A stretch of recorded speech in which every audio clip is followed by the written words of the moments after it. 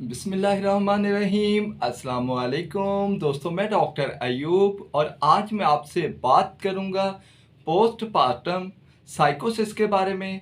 मैं आपको बताऊंगा पोस्टपार्टम साइकोसिस क्या होता है, इसके काजेस क्या होते हैं, इसके सिम्टम्स क्या होते हैं और फिर उसके बाद मैं आपको पोस्टपार्टम साइकोसिस का बेस्ट होम्योपैथिक ट्रीटमेंट बताऊंगा, जिसके इस्तेमाल से आपका पोस्टपार्टम साइकोसिस का प्रॉब्लम इंशाल्लाह हमेशा के लिए ठीक हो जाएगा। तो चलिए दोस्तों, सबसे पहले हम ये जान लेते हैं कि पोस्टपार्टम साइकोसिस क्या होता है। पोस्टपार्टम साइकोसिस दिमागी सेहत की एक संगीन बीमारी है जो पैदाइश के बाद, यानी जब एक माँ बच्चे को पैदा करती है तो उसके बाद ये किसी माँ को मुतासर कर सकती है और ये बीमारी 500 में से एक माँ को मुतासर करती है। बहुत सी माएँ जब बच्चे को जन्म देती हैं तो उनके मूड में हल्की सी तब्दीली आ जाती है, जिसको हम मेडिकल टर्म में बेबी ब्लू का नाम देते हैं। और बेबी ब्लू कोई बीमारी नहीं होती और ना ही इसका ट्रीटमेंट की ज़रूरत होती है। और ये जो मूड में हल्की सी तब्दीली आती है, कुछ ही देर में ये खुद ब खुद ठीक हो जाती है, कुछ ही दिनों में ये खुद ब खुद ठीक हो जाती है। लेकिन पोस्टपार्टम साइकोसिस इससे बहुत मुख्तलिफ बीमारी है। इसमें जो तब्दीली आती है मूड में वो ठीक नहीं होती और ये दिमागी सेहत की एक संगीन बीमारी होती है और इसका ट्रीटमेंट तिब्बी एमरजेंसी के तौर पर किया जाना चाहिए। आपने अच्छे से समझ लिया होगा कि पोस्टपार्टम साइकोसिस क्या होता है। तो अब हम जान लेते हैं कि पोस्टपार्टम साइकोसिस के सिम्टम्स क्या होते हैं, यानी अगर किसी फीमेल को पोस्टपार्टम साइकोसिस का प्रॉब्लम हो तो उसमें कौन कौन सी अलामात पाई जाएंगी। इसकी अलामात आम तौर पर पहले 2 हफ्तों में ही शुरू हो जाती हैं, यानी जैसे ही कोई माँ बच्चे को जन्म देती है तो पहले 2 हफ्तों में ही इसकी अलामात अचानक शुरू हो जाती हैं। शाज़ो नाज़र ही होता है कि इसकी अलामात बच्चे की पैदाइश के बाद कई हफ्तों के बाद पैदा हों। तो इसमें मरीज़ा को हेलुसिनेशन का प्रॉब्लम होता है, यानी वहम हो जाता है। उसको ऐसी चीज़ें दिखाई देने लगती हैं जिनका कोई वजूद नहीं होता, ऐसी आवाज़ें सुनाई देने लगती हैं जिनका कोई वजूद नहीं होता, ऐसी स्मेल आने लगती है, वो ऐसी स्मेल को सूंघती है जो वहाँ बिल्कुल मौजूद नहीं होती। ऐसे ख्यालात आने लगते हैं, ऐसे अकायद हो जाते हैं जिनके दुरुस्त होने का कोई इम्कान नहीं होता। मरीज़ा बहुत ज़्यादा बोलने लगती है और बाज़ औक़ात बिल्कुल खामोश हो जाती है, एकदम से जुनूनी कैफियत हो जाती है और एकदम से रोने लगती है, एकदम से हंसने लगती है। मरीज़ा के अंदर बिल्कुल तवानाई ख़त्म होकर रह जाती है और वो हर चीज़ से दस्तबरदार हो जाती है। बहुत ज़्यादा बेचैनी होने लगती है और इंसोम्निया यानी नींद की कमी का भी शिकार हो जाती है। तो ये थे इसके सिम्टम्स। अब हम जान लेते हैं काजेज ऑफ पोस्टपार्टम साइकोसिस, यानी अगर किसी को पोस्टपार्टम साइकोसिस का प्रॉब्लम हो तो उसकी क्या वजूहात हो सकती हैं। तो पोस्टपार्टम साइकोसिस के एग्जैक्टली काजेज अभी तक मेडिकल साइंस नहीं जान पाई।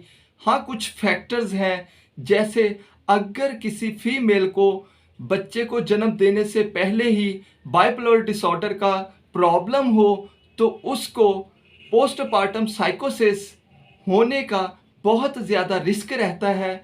अगर किसी की फैमिली हिस्ट्री में पोस्टपार्टम साइकोसिस का प्रॉब्लम रहा हो, चाहे इसको कोई भी दिमागी बीमारी ना हो, तो इसको पोस्टपार्टम साइकोसिस होने के चांसेस रहते हैं। तो ये थे इसके कुछ फैक्टर्स।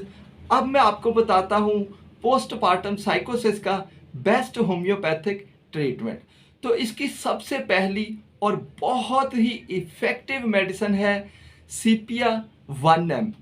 अगर किसी फीमेल को पोस्टपार्टम साइकोसिस का प्रॉब्लम हो, उसमें पोस्टपार्टम साइकोसिस के सारे सिम्टम्स पाए जाएं, लेकिन इसका एक बड़ा सिम्टम याद रखिए, कि मरीज़ा को अपने बच्चे की ज़रा भी परवाह नहीं रहती और वो अपने शौहर से और बच्चे से नफ़रत करने लगती है और अपनी फैमिली के साथ नहीं रहना चाहती।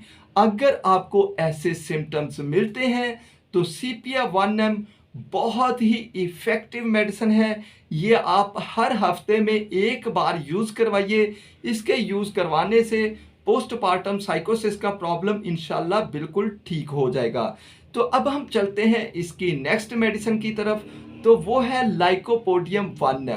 इसमें भी मरीज़ा को अपने बच्चे की परवाह बिल्कुल नहीं रहती, लेकिन इसका एक बड़ा सिम्टम याद रखिए कि अगर पोस्टपार्टम साइकोसिस का प्रॉब्लम होने से पहले पेशेंट को इरिटेबल बाउल टाइप की कोई बीमारी रही हो तो लाइकोपोडियम 1M बहुत ही इफ़ेक्टिव मेडिसिन है।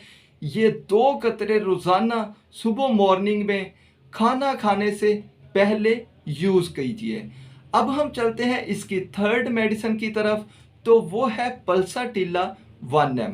पल्साटिला 1M बहुत ही इफ़ेक्टिव मेडिसिन है उन फीमेल्स के लिए जो मोटी हो, खूबसूरत हो, प्यास कम लगती हो, मजाज गर्म हो, यानी उनसे गर्मी बर्दाश्त ना होती हो और बहुत ज़्यादा रोती हो।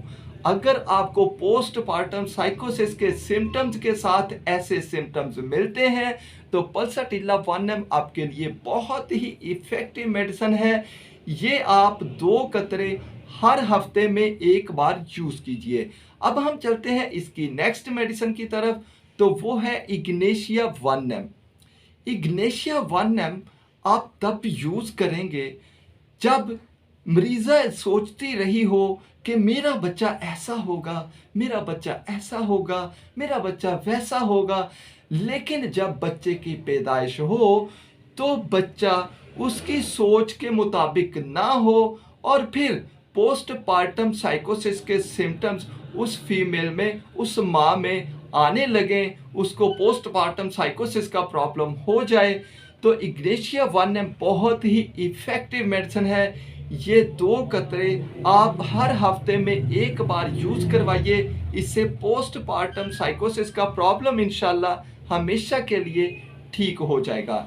अब हम चलते हैं इसकी नेक्स्ट मेडिसिन की तरफ, तो वो आप विदाउट सिम्टम यूज़ करवा सकते हैं, बल्कि आप जो पहली मेडिसिन हैं इनमें से जिसके सिम्टम्स मिलते हैं वो यूज़ करवाइए, लेकिन साथ ही ये मेडिसिन ज़रूर यूज़ करवाइए और वो मेडिसिन है कालीफास 30। कालीफास 30 मेंटल डिसऑर्डर के लिए, किसी भी तरह की दिमागी बीमारी हो तो उसको ठीक करने के लिए बहुत ही इफ़ेक्टिव मेडिसिन है। ये आप सुबह, दोपहर, शाम, दिन में 3 बार यूज़ करवाइए और साथ में जिस मेडिसिन के आपको सिम्टम मिलते हैं वो यूज़ करवाइए। पोस्टपार्टम साइकोसिस का प्रॉब्लम इंशाल्लाह हमेशा के लिए ठीक हो जाएगा।